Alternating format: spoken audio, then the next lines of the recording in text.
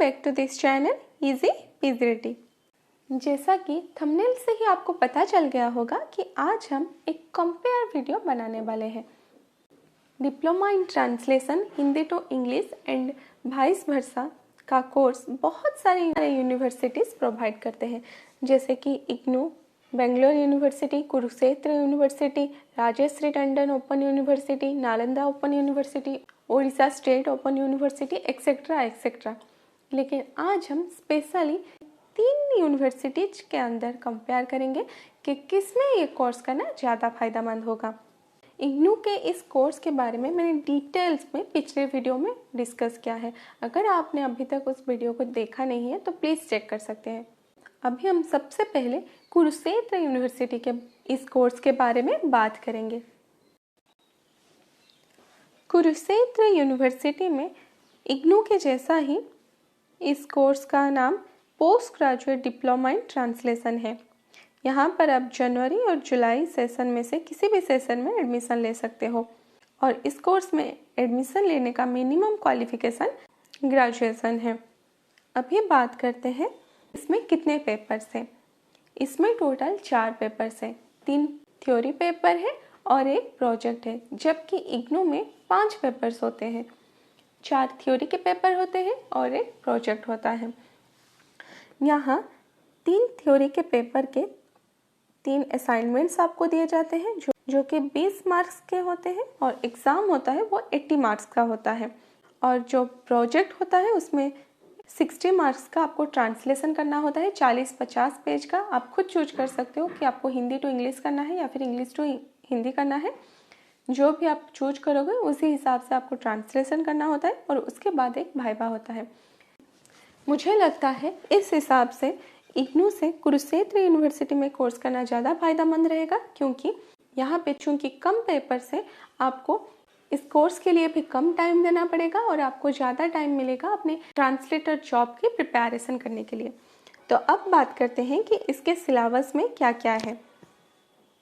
ये देखिए, इसका जो पहला पेपर है यह है अनुवाद सिद्धांत और प्रविधि। इसमें आपको 16 अंकों का 10 क्वेश्चन पूछा जाएगा, जिसमें से आपको 5 के उत्तर देने पड़ेंगे और 20 मार्क का आपको असाइनमेंट देना पड़ेगा। अभी देखते हैं दूसरा पेपर। दूसरे पेपर में आपको 2 विकल्प दिए जाते हैं, या तो आप सृजनात्मक साहित्य का अनुवाद पढ़ सकते हैं या फिर आप सिंटैक्टिक एंड सिमेंटिक स्ट्रक्चर्स को पढ़ सकते हैं।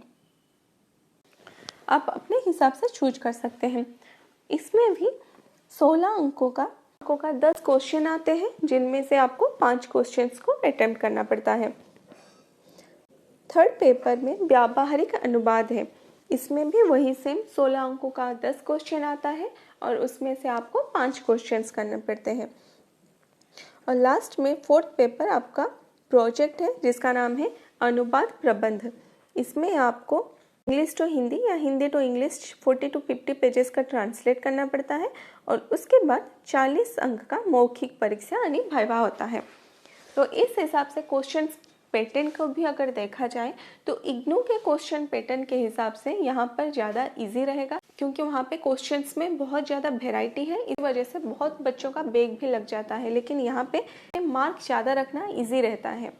अगर आप कुरुक्षेत्र यूनिवर्सिटी में पीजीडी के लिए एडमिशन लेना चाहते हो तो आप उनके ऑफिशियल वेबसाइट www.ddekuk.ac.in में चेक कर सकते हो।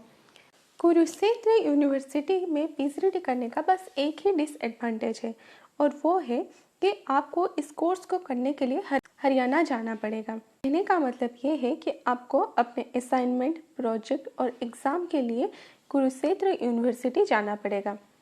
जबकि इग्नू में जब आप पीजीडी करते हो तो आपको दिल्ली नहीं जाना पड़ता, बल्कि आप अपने स्टेट में रह के अपने नज़दीकी स्टडी सेंटर और रीजनल सेंटर चूज करके आप वहाँ पे अपना कोर्स कर सकते हो। इसी वजह से कुरुक्षेत्र यूनिवर्सिटी में पीजीडी करना बस उन्हीं बच्चों को सूटेबल रहेगा जो हरियाणा में रहते हो या फिर हरियाणा के आसपास के स्टेट में रहते हो। अगर आप हरियाणा में रहते हो तो फिर तो आपको कुरुक्षेत्र यूनिवर्सिटी से पीजीडी करना चाहिए।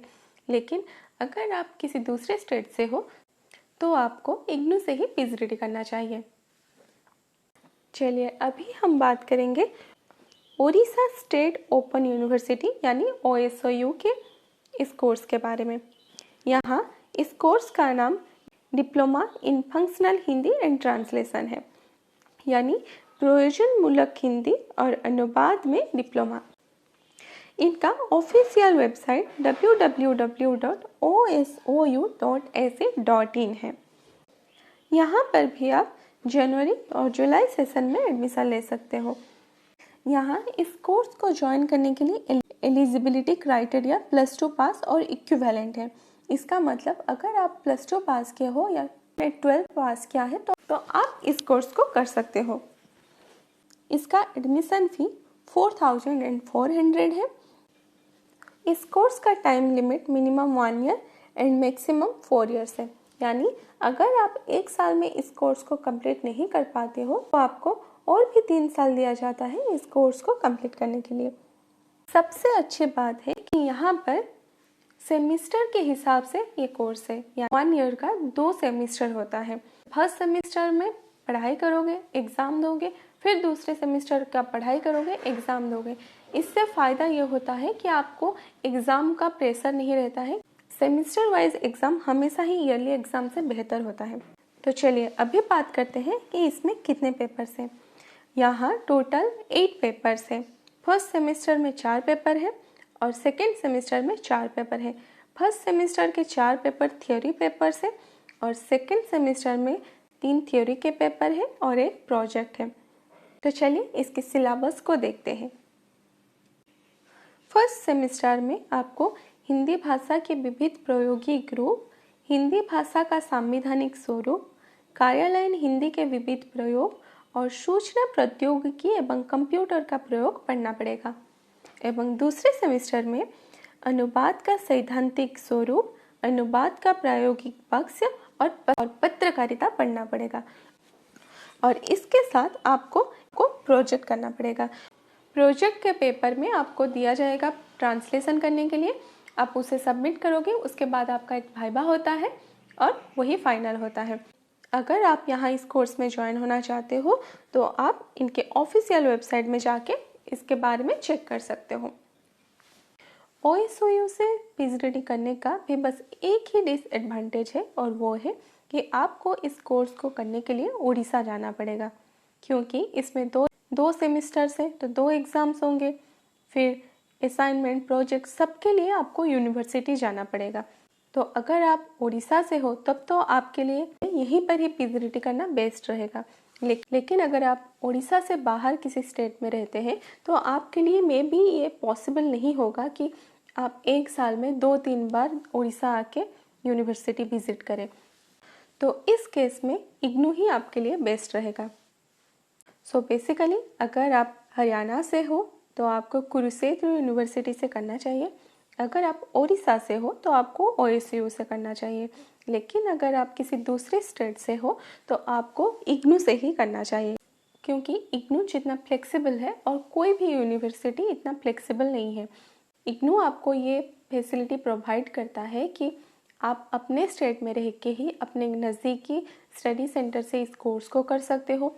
इवन एग्ज़ाम के टाइम आप चाहो तो अपने मन चाहा स्टडी सेंटर भी चूज कर सकते हो। यानी कि अगर आप दिल्ली के रहने वाले हो लेकिन किसी कारण बस एग्ज़ाम के टाइम आप यूपी में हो तो आप यूपी में भी इग्नू के एग्ज़ाम्स दे सकते हो। तो इतनी फैसिलिटीज़ और कोई भी यूनिवर्सिटी प्रोवाइड नहीं करती। सो इसी वजह से अगर आप हरियाणा या उड़ीसा के स्टूडेंट नहीं हो तो आपको इग्नू से ही करना चाहिए। आई होप आपको ये वीडियो हेल्पफुल लगा होगा, आपको एक क्लैरिटी मिली होगी कि आपको कहाँ से पीजीडी करना चाहिए। तो अगर आपको ये वीडियो अच्छा लगा तो प्लीज़ आप इस वीडियो को लाइक कीजिए और अपने दोस्तों के साथ शेयर कीजिए। और अगर आपने इस चैनल को अभी तक सब्सक्राइब नहीं किया है तो जल्दी से सब्सक्राइब कर लीजिए और बेल आइकन को भी प्रेस कर लीजिए। तो मिलते हैं नेक्स्ट क्लास में, तब तक के लिए बाय बाय, थैंक यू।